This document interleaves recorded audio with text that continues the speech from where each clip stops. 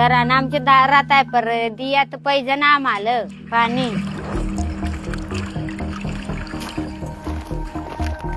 सरकारला आम्ही सांगतो का आम्हाला पाणी रस्ता आमची सोय कर, तर सरकारही नाही मनाव घालत. तिथलं पाणी कुठे जातं? मुंबईला, तरी आम्हाला पाणी नाही भेटत. मुंबईला पाणी पुरवठा करणाऱ्या वैतरणा धरणाजवळच्या दापूरमाळ गावाची ही शोकांतिका आहे. आम्ही इथे पोहोचलो तेव्हा या गावकऱ्यांचा संघर्ष खरं तर कुठून सुरू होतो, तर रस्ताही नाहीये. देश स्वतंत्र होऊन 78 वर्ष पूर्ण झाली, पण महाराष्ट्रातल्या या गावात अजूनही रस्ता नाही. जवळपास 3 किलोमीटरचा खडकाळ डोंगराळ चढ आणि तीच या गावात जाण्यासाठी एकमेव वाट आहे. तब्बल 1.5 तासांचा वेळ या संपूर्ण प्रवासासाठी लागला. एक अख्खा डोंगर आम्ही चढलोय, डोंगरावर आता पोहोचलोय. हे आहे दापूरमाळ गाव. जवळपास 350 लोक या ठिकाणी 2 वेगवेगळ्या पाड्यांमध्ये राहतात.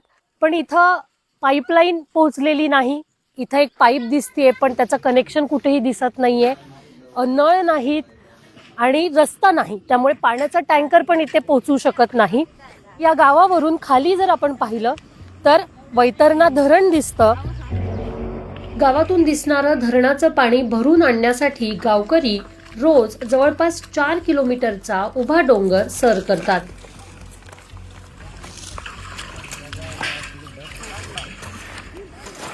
हा चढ इतका कठीण आहे की कधीही तोल जाऊ शकतो. 10 लिटर पाण्याच्या एका हंड्यासाठी 3 तासांचा जीव घेणा प्रवास ते करतायत. शाळा नाही आमच्या गावात, शाळेत जात नाही. मग शाळेत जायला तर पाणी भरायचा, घरचा काम आवरायचा. तर बाहेरच्या गावात रस्ता नाही आम्हाला जायला. इथले मुली शिकल्याच नाही कोणीच. इथं कोणी जास्त दिवस बाहेरचं राहत नाही, आमच्याकडे पाणीच नाही. त्याच्यामुळे दिवसाचं काम काही सगळं पाण्यावारीच जात ना.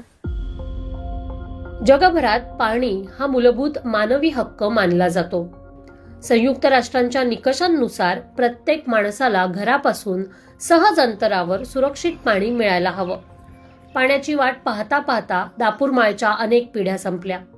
या संघर्षात गावकऱ्यांनी फक्त वेळ नाही तर शिक्षणाच्या संधीही गमावल्या, आपलं आरोग्य वेठीला धरलं. याची भरपाई सरकार कशी आणि कधी पूर्ण करणार हा प्रश्न आहे.